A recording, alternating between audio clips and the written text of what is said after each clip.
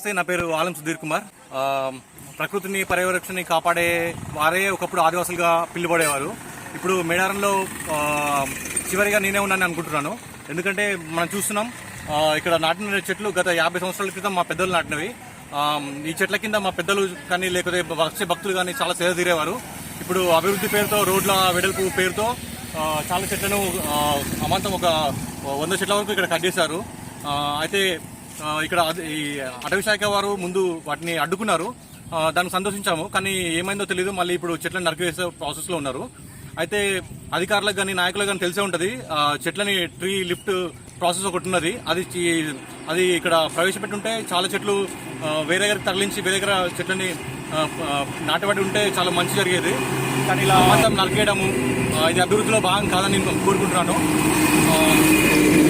ఇప్పుడు నాటిన చెట్లు వాటికైన ఖర్చు, లేకపోతే మళ్ళీ చెట్లు నాటుతామనే చెప్పు ఖర్చు చాలా ఎక్కువ. దాంతో పోలిస్తే మనం ఈ ట్రీ లిఫ్టింగ్ ప్రాసెస్ చేయడం చాలా మంచి పద్ధతి. దీని ఎందుకు గవర్నమెంట్ అది ఆలోచనగా ఎందుకు ఆలోచించలేదు నాకు అర్థం కావట్లేదు. ఇంకా చాలా ఉన్నాయి. మీరు అటు చూస్తే ఇంకా గుడి వరకు చాలా చెట్లు ఉంటాయి.